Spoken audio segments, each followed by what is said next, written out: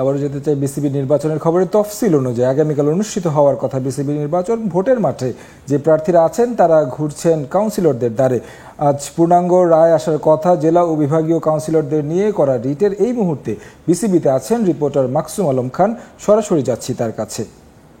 Maksum, Bangladesh cricket বোর্ডের এখন পর্যন্ত যে ঘটনা প্রবাহ, তাতে করে এই ক্রিকেট বোর্ডের নির্বাচনকে প্রহসন বললেও হয়তো ভুল হবে না। একের পর এক ড্রামা আমরা প্রতিদিন দেখেছি এবং ভিন্ন ভিন্ন মাত্রা পেয়েছে। তফসিল অনুযায়ী ক্রিকেট বোর্ডের ভোট অনুষ্ঠিত হওয়ার কথা আগামীকাল 6 অক্টোবর, এবং আমরা ক্রিকেট বোর্ডের সামনে যেটা দেখতে পাচ্ছি, অনেক প্রার্থীর এখানে ছবি বা ব্যানার টাঙানো রয়েছে।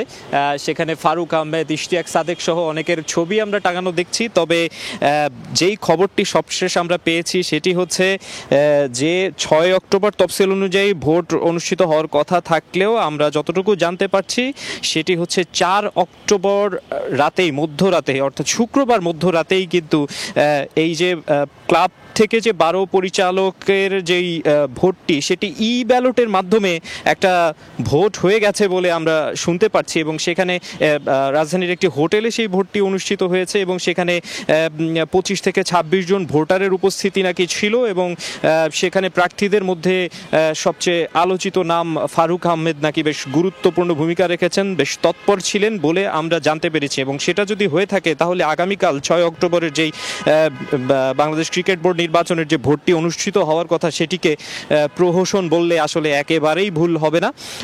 আরও কিছু বিষয় রয়েছে, সেটি হলো ঘটনা প্রবাহের মধ্য দিয়ে এই মুহূর্তে বাংলাদেশ ক্রিকেট বোর্ডের নির্বাচন আসলে আদালত পাড়াতেও রয়েছে। আদালত পাড়ায় বেশ কিছু রিট শুনানি, সেগুলোর জন্য অপেক্ষা করছেন অনেকেই।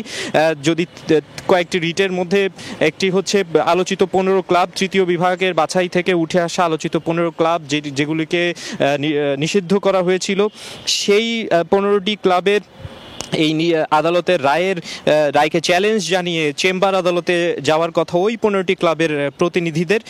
এবং সেটি হলে ওই 15টি ক্লাবের মধ্য থেকে এমনও শোনা যাচ্ছে যে একাধিক ক্লাবের কাউন্সিলরশিপ হয়তো ফিরে পেতে পারে।